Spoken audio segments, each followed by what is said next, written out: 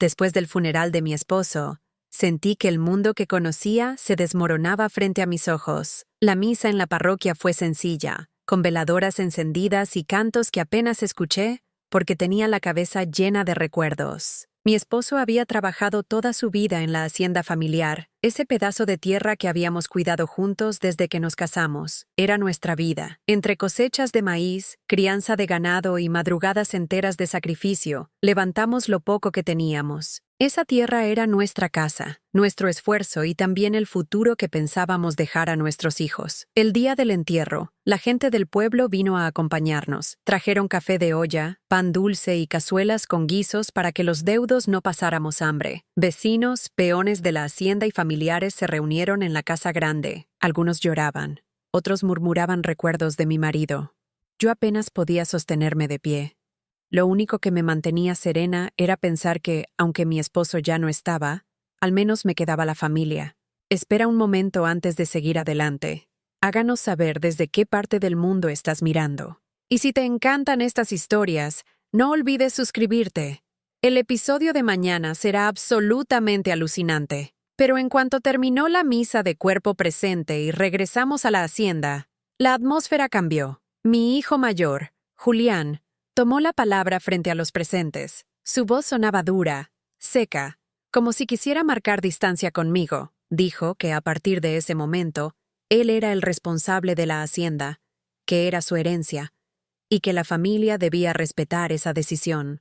Yo lo miraba con incredulidad. No entendía por qué hablaba con ese tono, como si yo ya no tuviera ningún lugar en mi propia casa. Pensé que era el dolor del momento, que estaba nervioso por la muerte de su padre, pero sus palabras siguientes me lo confirmaron todo. Mamá, la hacienda ahora me corresponde a mí. Usted puede quedarse un tiempo en el cuarto pequeño si lo necesita, pero no quiero problemas. Es mejor que busque dónde vivir. Sentí un golpe en el pecho. Las vecinas que estaban ahí bajaron la mirada, incómodas. Mi nuera, Verónica, se cruzó de brazos y sonrió apenas, con esa sonrisa fría que siempre me incomodaba. No me atreví a contestar. No era el lugar ni el momento. Mi esposo acababa de ser sepultado y mi hijo me estaba echando de la casa donde había vivido toda mi vida. Guardé silencio. Bajé la cabeza y me limité a recoger las cosas más personales que tenía a la mano. Una foto de boda, el rosario que siempre llevaba conmigo y una manta que yo misma había tejido años atrás. Mientras subía las escaleras por última vez al cuarto que compartí con mi marido, cada paso me pesaba más que el anterior. El olor a madera vieja y tierra mojada me llenaba de recuerdos.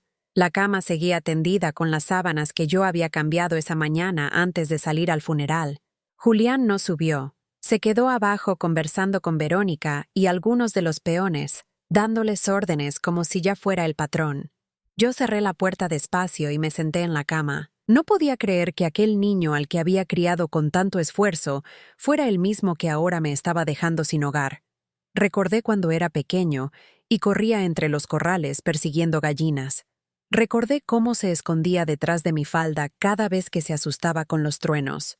Ahora, en cambio, me hablaba como si yo fuera una extraña. Esa noche no dormí. El dolor por la pérdida de mi esposo se mezclaba con la humillación de haber sido desplazada por mi propio hijo. Escuchaba risas abajo, pasos, voces de gente que ya trataba a Julián como dueño. Verónica caminaba por la casa dando instrucciones, como si siempre hubiera estado esperando este momento. Al día siguiente, muy temprano, bajé con mi rebozo al hombro y un bolso pequeño donde había guardado algunas mudas de ropa. Nadie me preguntó a dónde iba. Nadie me ofreció ayuda. Solo mi comadre Lucha, que había venido desde el pueblo a acompañarme al rosario, se acercó y me susurró: «Vente conmigo unos días. No te quedes aquí si no te quieren». Acepté. Caminamos juntas hasta la calle donde pasaba la combi al pueblo. Lucha cargó mi bolso porque mis manos temblaban demasiado. No volteé atrás. No quería ver a Julián ni a Verónica mirándome desde el corredor de la hacienda. Solo escuchaba las voces de los trabajadores llamando a Julián patrón, y eso me desgarraba por dentro. Al llegar a la casa de Lucha, me recibió con un plato de caldo caliente y un catre improvisado en un cuarto pequeño de la azotea. «Aquí quédate el tiempo que necesites, comadre», me dijo. No tenía palabras para agradecerle. Esa noche, mientras me acomodaba en aquel catre duro y frío, entendí que ya no tenía un hogar, que la hacienda que había levantado con mis propias manos me había sido arrebatada por mi propio hijo. Los días siguientes fueron una rutina amarga. Me levantaba temprano para ir al mercado con Lucha.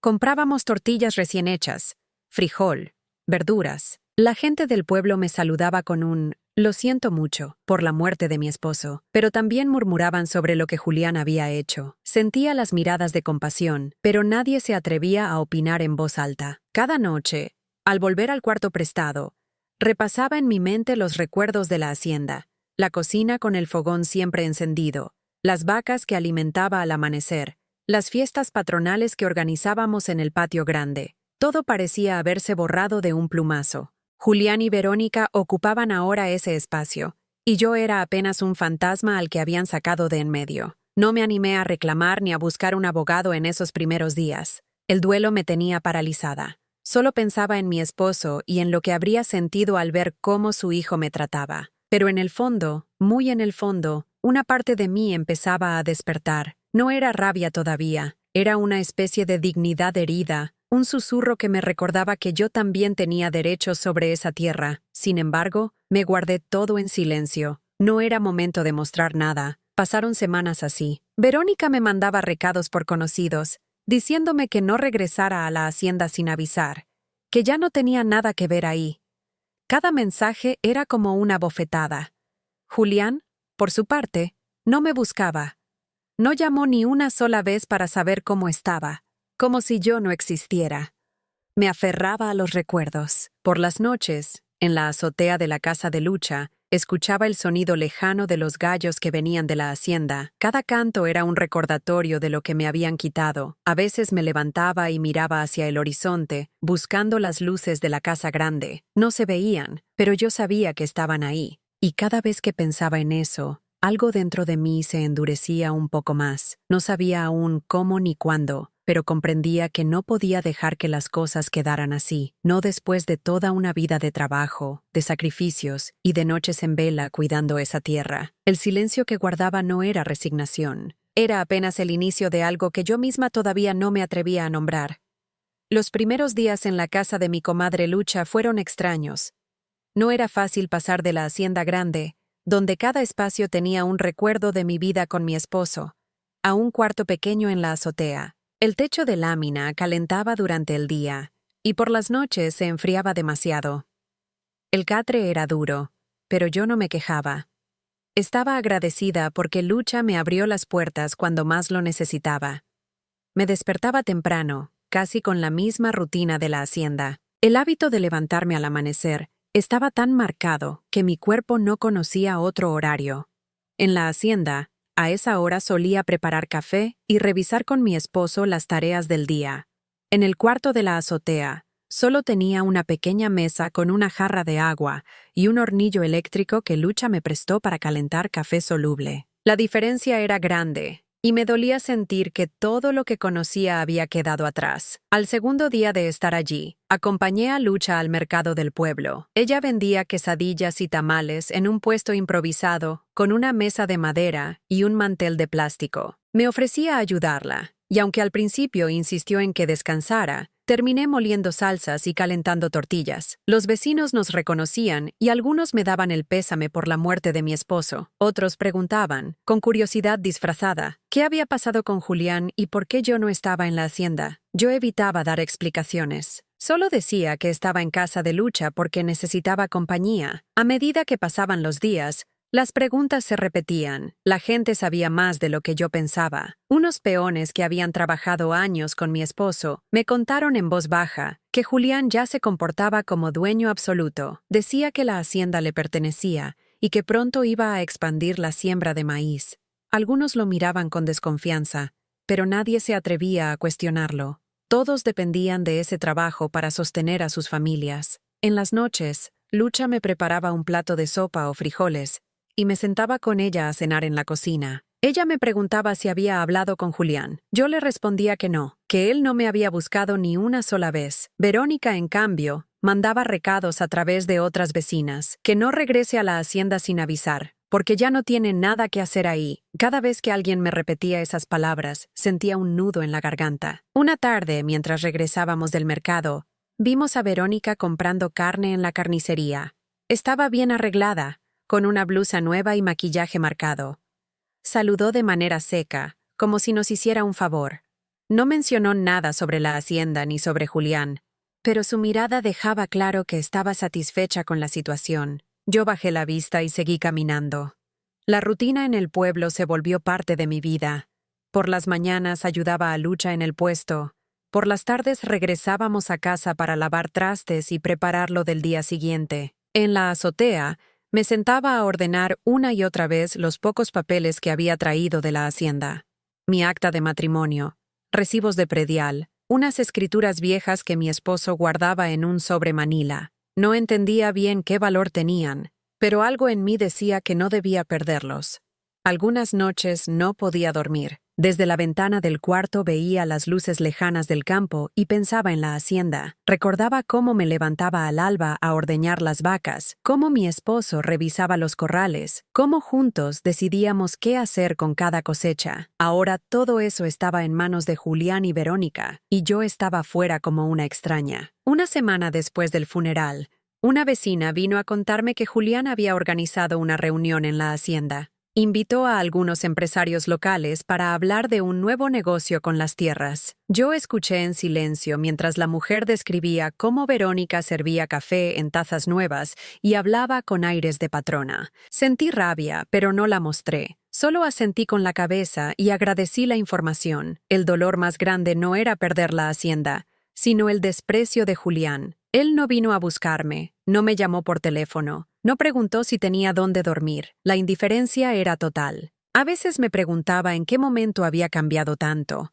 ¿Cómo pasó de ser un hijo cariñoso a convertirse en un hombre que me echó sin remordimiento? Recordaba las veces que lo llevé al médico cuando era niño, los zapatos nuevos que le compraba con sacrificio, las noches que me quedaba despierta cuando tenía fiebre. Todo eso parecía haber quedado borrado de su memoria. Un domingo en la mañana, decidí acercarme a la iglesia del pueblo. Después de la misa, me encontré con don Ernesto, un viejo trabajador de la hacienda que había servido a mi esposo por más de 20 años. Me saludó con respeto y me dijo: «Doña, los muchachos allá la extrañan. No es lo mismo sin usted». Me contó que algunos peones no estaban conformes con Julián, que él no trataba a la gente con la misma justicia que su padre. Eso me dejó pensando. Aunque ya no vivía allí, aún había personas que me consideraban parte de la hacienda. Esa tarde, al regresar a casa de Lucha, me sentí dividida. Por un lado, quería olvidar y no sufrir más. Por otro, algo dentro de mí me decía que la historia aún no estaba cerrada. No era solo por la hacienda, era por el respeto que me habían quitado. Los días se convirtieron en semanas. Yo seguía trabajando con Lucha en el mercado. Algunas veces pasábamos frente a la hacienda y veía a lo lejos la silueta de Verónica en el corredor, con ropa nueva, dando órdenes a los trabajadores. Nunca crucé la puerta. Sabía que si lo hacía me recibirían con desprecio. Una tarde, mientras guardaba las cosas del puesto, un hombre se acercó y me entregó un sobre. Era el administrador de un terreno que mi esposo había comprado hacía muchos años. Me dijo que había recibido instrucciones de Julián para cambiar algunos documentos, pero que legalmente aún aparecía mi nombre. Esa información me sorprendió. No entendía del todo lo que significaba, pero guardé el sobre con cuidado. Esa noche lo abrí con calma. Eran papeles de un terreno pequeño a las afueras del pueblo. No era grande como la hacienda, pero estaba registrado a nombre de mi esposo y mío. Ese descubrimiento me dio un poco de esperanza. Tal vez no estaba tan desprotegida como Julián y Verónica pensaban. Guardé el sobre en el fondo de mi bolso y no dije nada a nadie, ni siquiera a Lucha. Sabía que no era momento de moverme. Aún estaba débil. Aún me dolía demasiado la traición. Pero en silencio empecé a entender que había algo que podía hacer en el futuro.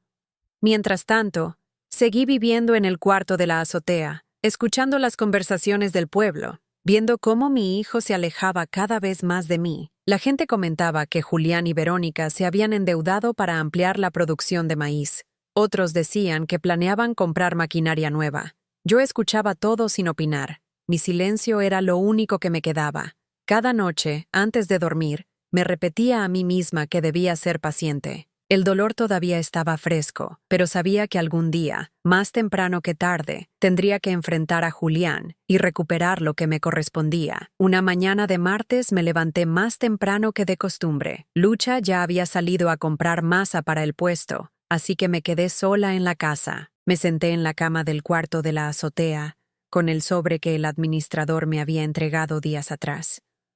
Lo había guardado en el fondo de mi bolso porque no quería que nadie lo viera. Lo abrí con cuidado y volví a revisar cada hoja. El terreno estaba registrado a nombre de mi esposo y mío, con fecha de hacía más de 20 años. Recordaba vagamente cuando él me habló de esa compra. Habíamos vendido algunas cabezas de ganado para juntar el dinero. En ese momento pensé que era un gasto innecesario, pero él insistió en que era importante tener algo más además de la hacienda. Nunca volví a preguntar. Con el paso de los años, ese terreno quedó en el olvido, como si no existiera. Ahora esos papeles se convertían en mi única prueba de que yo todavía tenía derechos sobre algo. Decidí no decir nada a Lucha. Aunque confiaba en ella, prefería mantener el asunto en secreto. Guardé el sobre en una caja de zapatos debajo de mi catre. Esa misma tarde, mientras ayudaba en el puesto, no dejaba de pensar en lo que debía hacer. Los papeles por sí solos no me devolvían nada. Necesitaba a alguien que me explicara qué significaban en realidad. Al día siguiente, después del mercado, caminé hasta la notaría del pueblo. Era un edificio antiguo, con paredes de color crema y un letrero desgastado que decía «Licenciado Ramírez, notario público». Pregunté por él, pero me atendió un asistente joven que me pidió los documentos. Me senté en una silla de madera mientras revisaba las hojas con atención. Después de unos minutos me dijo que efectivamente el terreno seguía a mi nombre y que nadie podía disponer de él sin mi autorización. Sentí un alivio que no había experimentado en semanas. El asistente me explicó que ese terreno podía usarse como garantía o incluso venderse si lo necesitaba. Yo asentía, aunque en mi cabeza las ideas estaban revueltas. No pensaba en vender, mucho menos en hipotecar. Solo quería confirmar que algo todavía me pertenecía legalmente. Le agradecí y salí con los documentos bien guardados en mi bolso. Al regresar a la casa de Lucha, ella me preguntó dónde había estado. Le dije que había ido a la iglesia. No quería hablar del tema todavía. Esa noche apenas dormí. Me pasé horas imaginando qué pasaría si Julián se enteraba de esos papeles. Estaba segura de que él intentaría apropiarse también de ese terreno. Los días siguientes seguí con la rutina del mercado, pero cada vez que tenía un rato libre sacaba el sobre y lo revisaba. Empecé a notar detalles que antes había pasado por alto: firmas de testigos, sellos oficiales, incluso un croquis del terreno. Era pequeño comparado con la hacienda, pero era mío. Eso me daba una fuerza silenciosa que no había sentido desde que salí de la casa grande. Un sábado, al terminar la jornada en el mercado, escuché a dos hombres platicar en voz baja. Decían que Julián había estado discutiendo con Verónica porque necesitaban más dinero para pagar a unos proveedores de semillas. Uno de ellos mencionó que Julián pensaba pedir un préstamo usando parte de las tierras de la hacienda como aval. Esa conversación me dejó intranquila. Sabía que Julián no tenía experiencia manejando cuentas ni deudas, y temía que arruinara lo que tanto esfuerzo había costado a mi esposo. Decidí volver a la notaría la semana siguiente. Esta vez pedí hablar directamente con el licenciado Ramírez. Era un hombre mayor, de cabello blanco y lentes gruesos. Me recibió en su oficina, llena de libros y carpetas apiladas. Le expliqué mi situación con calma. Mi hijo me había echado de la hacienda después de la muerte de mi esposo, y yo necesitaba saber qué derechos tenía todavía. Le entregué el sobre con los documentos y lo observé mientras los revisaba con detenimiento. El licenciado levantó la vista y me dijo: «Usted sigue siendo propietaria legal de este terreno. Además, en los registros aparece como copropietaria de la hacienda junto con su difunto esposo. El problema es que nunca se hizo una actualización después del fallecimiento, y su hijo está actuando como si fuera único heredero». Sus palabras me hicieron un nudo en la garganta. Yo no entendía bien esos trámites, pero ahora quedaba claro que Julián no tenía derecho a echarme de la hacienda como lo hizo. El licenciado me explicó que debía iniciar un proceso de sucesión para que la propiedad quedara legalmente a mi nombre. Podía hacerlo sola o compartirla con mis hijos, según lo que estableciera el testamento de mi esposo. Yo le dije que no recordaba haber visto un testamento. El licenciado me pidió que buscara entre los papeles de mi esposo o que preguntara al abogado que alguna vez había trabajado con él. Me dio su tarjeta y me recomendó no hablar de esto con Julián ni con Verónica hasta tener todo en orden. Salí de la notaría con las piernas temblando. Era demasiada información junta, pero al mismo tiempo sentía que por fin tenía un camino. Guardé la tarjeta en mi bolso y volví a casa de Lucha sin contarle nada. Solo dije que había pasado por el centro a comprar unas cosas. Esa noche me costó conciliar el sueño. Pensaba en las palabras del licenciado una y otra vez. Copropietaria, sucesión, herencia. Todo eso me parecía lejano, pero al mismo tiempo era la única herramienta que tenía para recuperar mi lugar. Recordaba a mi esposo diciéndome años atrás, siempre guarda los papeles, nunca se sabe cuándo los vas a necesitar. En ese momento entendí que él había previsto muchas cosas. Los días siguientes empecé a preguntar discretamente entre conocidos si alguien sabía algo del abogado con el que mi esposo había tratado. Después de insistir, una vecina me dijo que posiblemente se trataba del licenciado Herrera, que tenía su oficina en la ciudad más cercana. Me dio una dirección y decidí que pronto tendría que visitarlo. Mientras tanto, en el pueblo seguían llegando rumores. Algunos decían que Verónica había mandado cambiar los muebles de la casa grande, que había tirado cosas viejas que pertenecían a mi esposo. Otros aseguraban que Julián quería vender una parte de la tierra para comprar un tractor nuevo.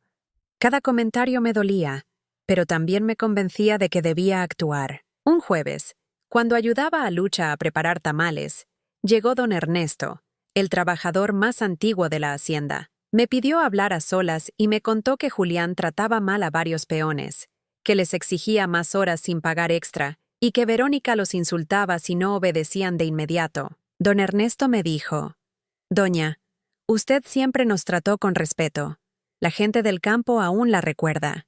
Si usted regresa, muchos estaríamos de su lado». Sus palabras me conmovieron. No le prometí nada, pero esa noche volví a mirar los documentos con otros ojos. Ya no eran solo papeles viejos. Eran la prueba de que todavía tenía raíces firmes en esa tierra. Decidí que el siguiente paso sería viajar a la ciudad para hablar con el licenciado Herrera. No sabía cuánto costaría ni cuánto tiempo tardaría el proceso, pero ya no podía quedarme de brazos cruzados. Julián y Verónica estaban tomando decisiones que ponían en riesgo el patrimonio de toda la familia, y yo no iba a permitir que destruyeran el legado de mi esposo. Guardé los documentos en una carpeta más resistente y la escondí en mi bolso. No le conté nada a Lucha, solo dije que tenía que hacer unos trámites en la ciudad la próxima semana. Dentro de mí sabía que ese viaje podía cambiar el rumbo de todo. El viaje a la ciudad para ver al licenciado Herrera fue más largo de lo que recordaba. Tomé la combi desde el pueblo y después un camión que me dejó cerca del centro. Con la carpeta apretada en mi bolso, sentía que todos podían notar lo que llevaba. Llegué a un edificio viejo de oficinas y subí al tercer piso. En la puerta había un letrero sencillo: Lic Herrera, abogado. Toqué y me recibió una secretaria que me pidió esperar. El despacho era pequeño, con muebles de madera y olor a papel guardado. Cuando el licenciado Herrera salió, lo reconocí de inmediato. Lo había visto un par de veces con mi esposo en reuniones de la hacienda. Era un hombre canoso, de unos 60 años, con voz firme. Me saludó con respeto y me pidió pasar a su oficina. Le conté lo que había sucedido después del funeral, cómo Julián me había echado de la hacienda y cómo Verónica me trataba como si yo fuera una extraña. Puse sobre su escritorio los documentos del terreno y los papeles que había guardado de la hacienda. El licenciado los revisó con calma, hoja por hoja. Después me miró y dijo: «Doña, su esposo me consultó hace años sobre el testamento. Él decidió dejarle a usted la administración vitalicia de la hacienda y registrar parte de las tierras a su nombre. Nunca me llamó para formalizarlo después de su muerte porque, como usted sabe, falleció de manera repentina. Pero aquí en mi archivo tengo copia de los documentos firmados». Me mostró un folder con sellos oficiales. No podía creer lo que veía. Allí estaba la firma de mi esposo, su decisión clara de que yo debía quedar protegida. El licenciado continuó. Lo que hizo su hijo no tiene sustento legal. Él no puede echarla ni tomar decisiones solo. Lo que corresponde ahora es iniciar la sucesión para formalizar la propiedad a su nombre. Me temblaban las manos, pero sentí un alivio enorme. El licenciado me explicó los pasos a seguir: presentar los documentos, notificar a los herederos, y después un juez decidiría cómo repartir. Según lo escrito, yo tenía la prioridad. No era un proceso inmediato, pero era firme. Le pedí que comenzara de inmediato. Él me advirtió que Julián y Verónica iban a reaccionar con enojo, pero yo asentí. Ya había pasado por la humillación más grande. No me asustaba el enojo de ellos. Lo que quería era recuperar mi lugar. Al volver al pueblo, no le conté nada a Lucha. Solo le dije que había visto unos papeles importantes. Ella respetó mi silencio. Durante las siguientes semanas, el licenciado me pidió firmar algunos documentos y le di autorización para que me representara. Mientras tanto, yo seguía con mi rutina en el mercado. Aparentemente, nada había cambiado, pero por dentro me sentía distinta. Un día, don Ernesto vino a buscarme al puesto. Me contó que Julián había empezado a perder la paciencia con los trabajadores. Les gritaba por cualquier cosa y Verónica los trataba como sirvientes. Algunos peones hablaban de dejar la hacienda, pero no tenían dónde ir. Don Ernesto me dijo en voz baja: «Doña, la gente aún la respeta. Si usted aparece, aunque sea en silencio, muchos se van a dar cuenta de que no está derrotada». Sus palabras me quedaron dando vueltas en la cabeza. Esa misma tarde, después de guardar el puesto, le pedí a Lucha que me acompañara a caminar cerca de la hacienda. No crucé la entrada, solo me quedé mirando desde lejos. Vi a Julián revisando un tractor nuevo y a Verónica discutiendo con una muchacha que trabajaba en la cocina. Me dolió, pero al mismo tiempo confirmé que no podía seguir ausente. Decidí empezar a visitar la hacienda poco a poco, sin anunciarme, no para reclamar, sino para observar. La primera vez entré por la parte de atrás, por el camino que daba al corral. Algunos trabajadores me saludaron con respeto y sorpresa. Les pedí discreción. Me senté en una piedra y miré el campo. Todo seguía igual. Las parcelas sembradas, los animales en el corral, el olor a tierra. Era como si yo nunca me hubiera ido, aunque ahora me trataran como una intrusa. Con el paso de los días, empecé a regresar más seguido. A veces solo me quedaba unos minutos, otras hablaba con don Ernesto y con dos peones jóvenes que recordaban cómo yo organizaba las faenas. Ellos me contaban que Julián apenas aparecía temprano, que solía salir con Verónica a la ciudad y dejaba a otros al mando. La producción empezaba a resentirse porque no había una organización clara. Una tarde, mientras estaba cerca del corral, vi a Julián salir de la casa grande. Caminaba deprisa, hablando por teléfono. No me vio, pero escuché cuando dijo que necesitaba más dinero porque las cuentas no alcanzaban. Ese momento me confirmó que él no estaba manejando bien la hacienda. Yo no lo enfrenté. Me mantuve en silencio, como si mi presencia no tuviera importancia. Pero los trabajadores me miraban con otros ojos. Algunos se acercaban a saludarme con respeto y me decían: «Hace falta usted, doña». Eso me fortalecía. Mientras tanto, el proceso legal avanzaba. El licenciado Herrera me avisó que pronto se notificaría oficialmente a Julián sobre la sucesión. Yo sabía que en ese momento todo cambiaría. Hasta entonces, mi estrategia era regresar poco a poco a la hacienda, como una sombra que recordaba a todos que yo seguía allí. Un domingo por la mañana, decidí entrar por la entrada principal. Verónica estaba en el corredor, revisando unas flores que había mandado plantar. Al verme, frunció el ceño y me preguntó con tono altivo qué hacía allí. Le respondí que iba a visitar el altar de mi esposo.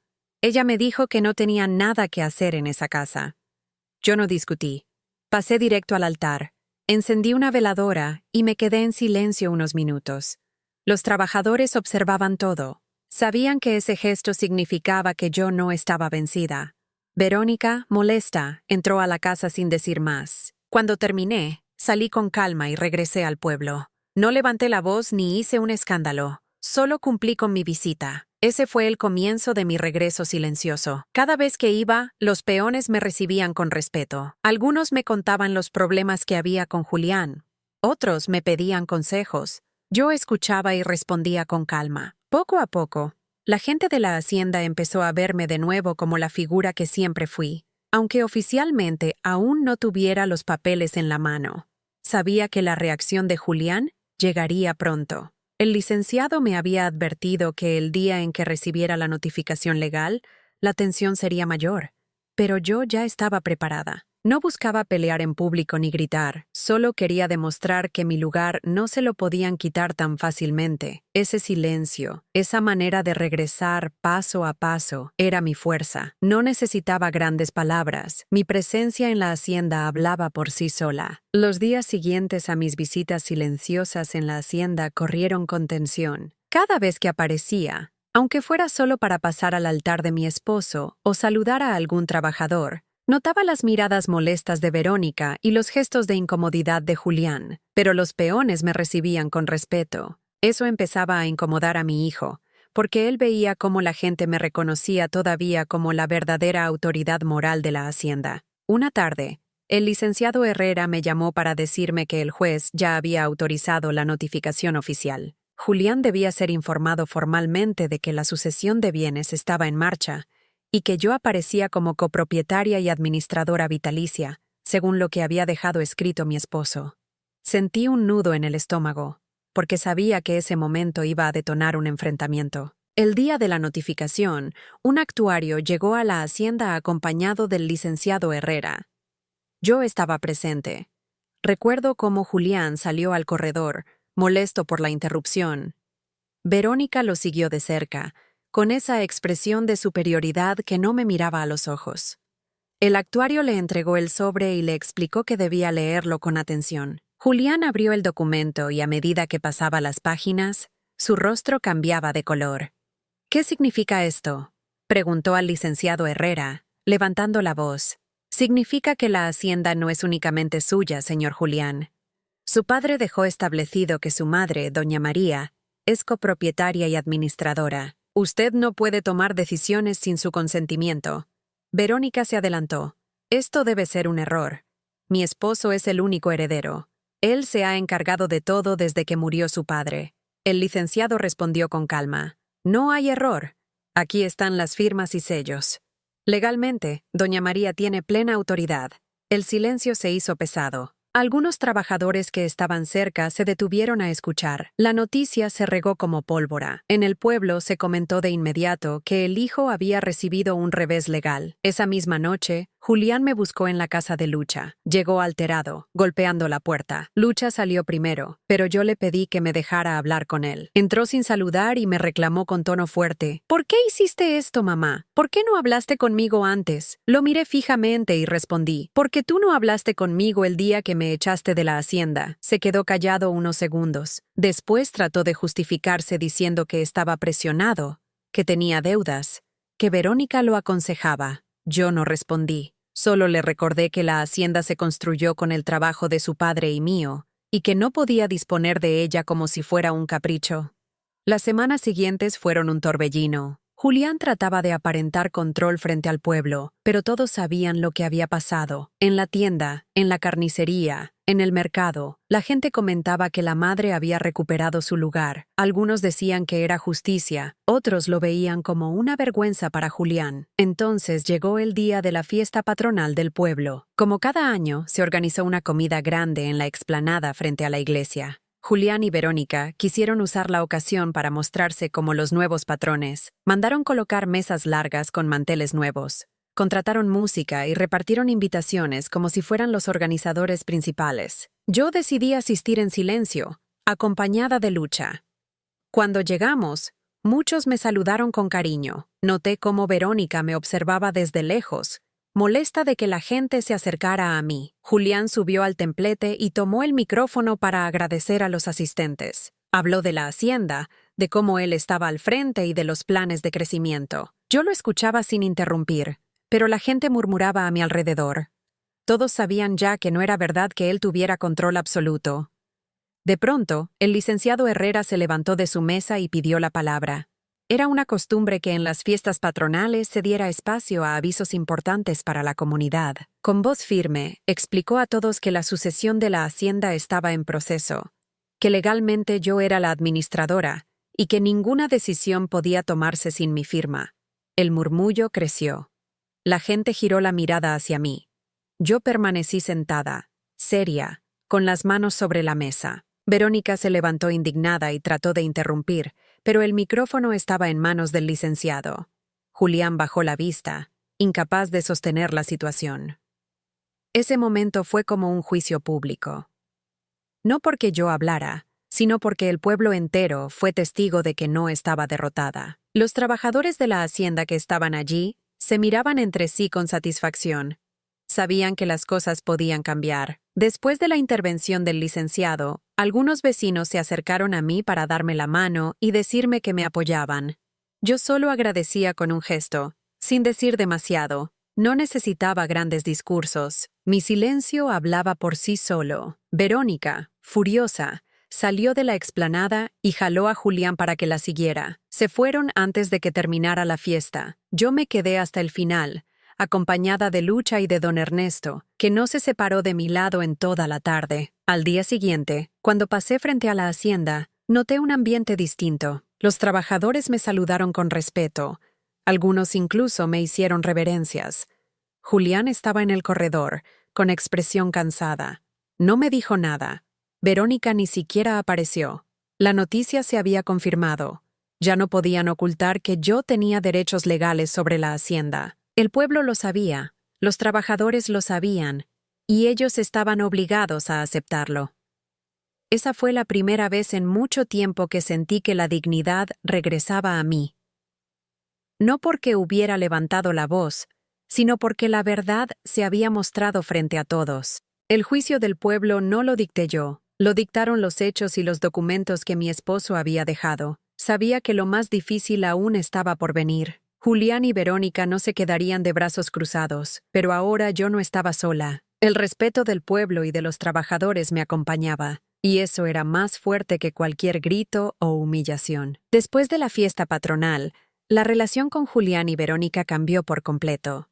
Ya no podían aparentar frente al pueblo que tenían el control absoluto de la hacienda. El comentario en la tienda, en la carnicería y en el mercado era el mismo, que mi esposo me había dejado como administradora vitalicia y que Julián se había adelantado a tomar un papel que no le correspondía. Esa murmuración constante era una presión para ellos y, aunque intentaban disimular, se notaba que estaban molestos. A los pocos días, el licenciado Herrera me informó que el juez había fijado una audiencia para confirmar la sucesión.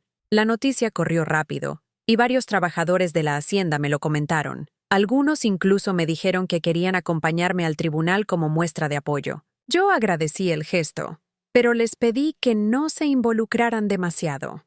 No quería exponerlos a represalias de Julián. El día de la audiencia, me presenté con el licenciado en la ciudad. Julián y Verónica estaban allí, sentados juntos, con caras de fastidio. Julián no me dirigió la palabra. El juez revisó los documentos, escuchó los argumentos y, al final, dictó que yo quedaba reconocida como copropietaria y administradora de la hacienda. La resolución fue clara. Ninguna decisión podía tomarse sin mi firma y yo tenía derecho a ocupar la casa grande. La reacción de Verónica fue inmediata. Protestó diciendo que ella y Julián habían invertido dinero en mejoras, que no era justo que yo tuviera tanto poder. El juez la interrumpió y le explicó que las disposiciones legales estaban claras. Julián, con el rostro rojo, solo bajó la cabeza. Cuando regresamos al pueblo, la noticia ya estaba en boca de todos. Esa misma tarde, con Lucha y el licenciado Herrera a mi lado, entré por la puerta principal de la hacienda. Los trabajadores dejaron lo que estaban haciendo y se acercaron a saludarme con respeto. Don Ernesto me abrazó y me dijo en voz baja: «Se lo dije, doña. Usted siempre tuvo el lugar que le correspondía». Verónica apareció en el corredor, enfadada, y me gritó que esa seguía siendo su casa. Yo no respondí. Caminé directo al altar de mi esposo, encendí una veladora y me senté en silencio. Julián no salió. Se encerró en una de las habitaciones y no lo vi en todo el día. Con el paso de las semanas, empecé a ocupar de nuevo la hacienda. No hice cambios bruscos. Me limité a ordenar los papeles, revisar cuentas y hablar con los trabajadores. Descubrí que Julián había acumulado deudas con proveedores y que la producción de maíz estaba descuidada. Muchos pagos estaban atrasados. El licenciado Herrera me ayudó a organizar todo y poco a poco recuperamos el orden. Julián y Verónica seguían viviendo en la casa, pero la tensión era constante. Verónica me evitaba y apenas me dirigía la palabra. Julián me miraba con resentimiento, pero no podía hacer nada. Legalmente, cada decisión debía pasar por mí. Ese silencio mío, esa forma de actuar sin discutir, los desarmaba más que cualquier enfrentamiento. Una noche, Julián intentó hablar conmigo. Me dijo que se sentía humillado, que todos en el pueblo lo miraban distinto desde la resolución del juez. Yo lo escuché sin interrumpir.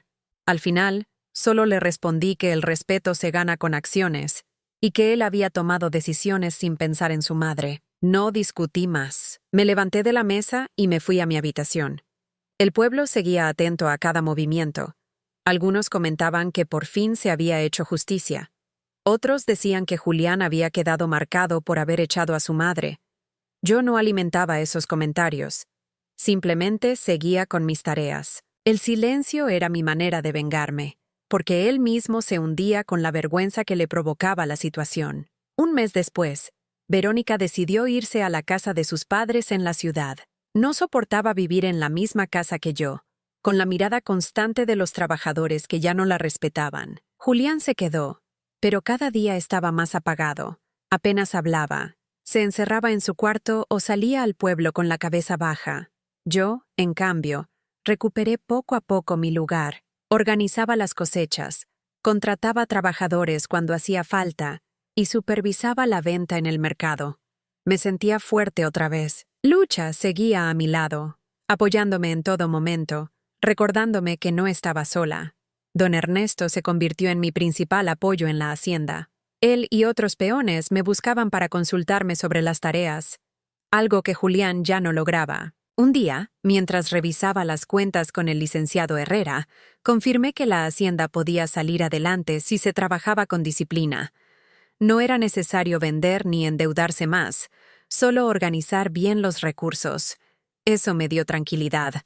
Sentí que estaba honrando la memoria de mi esposo al mantener viva la tierra que tanto esfuerzo le costó. La venganza silenciosa no fue gritar ni echar a Julián, como él me había echado a mí. Fue quedarme, ocupar mi lugar sin necesidad de discutir y ver cómo el pueblo entero reconocía lo que era justo. Julián quedó reducido a un hombre que ya no tenía autoridad ni respeto. Él mismo se encargó de cargar con la vergüenza. Una mañana, cuando lo vi salir hacia el pueblo, lo noté diferente.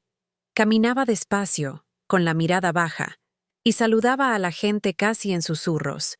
Ese fue el momento en que entendí que ya no necesitaba hacer nada más. La justicia estaba hecha.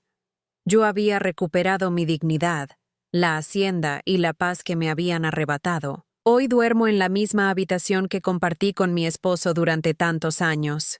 El olor a tierra húmeda al amanecer vuelve a entrar por la ventana y los trabajadores me saludan con respeto cada día. Lucha viene seguido a visitarme y se queda a tomar café en la cocina. Don Ernesto sigue firme a mi lado y el licenciado Herrera me orienta en cada paso legal. Julián vive bajo el mismo techo, pero no tiene ya poder ni voz. Verónica no regresó y yo, sin levantar la voz, logré lo que parecía imposible: recuperar mi lugar en la hacienda y dejar claro que nadie podía borrarme de mi propia historia.